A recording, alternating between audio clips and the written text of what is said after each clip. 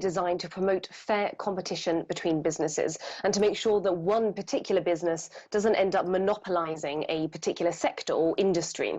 Because obviously with those monopolies, and if cartels are formed as well, that effectively strips consumers of their choice. Now, we're actually seeing US tech giants running into quite a few antitrust problems in Europe at the moment. Now, that's partly because of the way that competition rules are regulated differently between the two systems, between the US and the EU.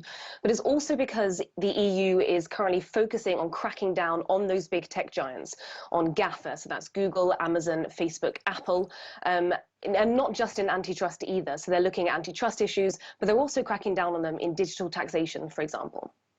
And what has Apple done wrong exactly? Well, the case that's happening here is that the EU has accused Apple of giving Apple Music, which is its music streaming service, an unfair advantage over rival music streaming services. So this is a complaint that was raised by Spotify 2 years ago. So this has been quite a while in the making. Now, what essentially boils down to the fact that Apple charges quite a high commission fee for purchases that are made on its app store. Now, so if you buy an app, for example, the developer of that app will have to pay up to 30% commission on any earnings from that purchase.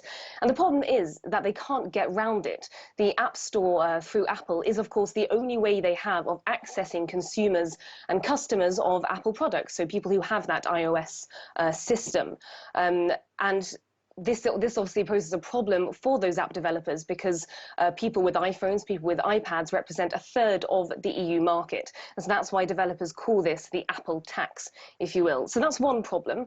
And then the second problem is that Apple has made these rules within its App Store, which means that developers can't advertise alternative, possibly cheaper as well, subscription options, which are available elsewhere.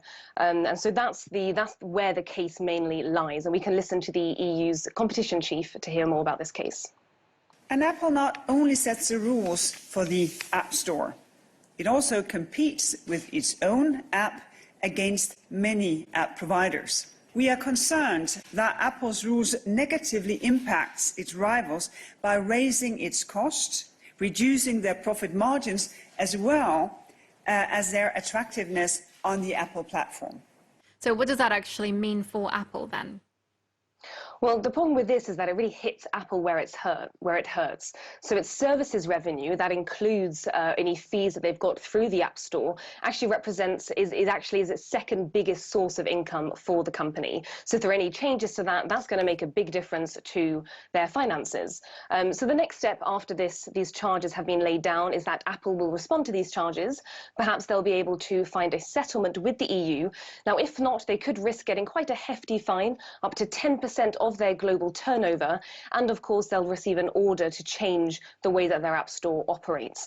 Now, what's interesting about this, it certainly isn't the last time that we'll see Apple come up against the EU Commission in terms of antitrust issues, because there are actually, as we speak, 2 antitrust investigations currently ongoing into Apple as we speak.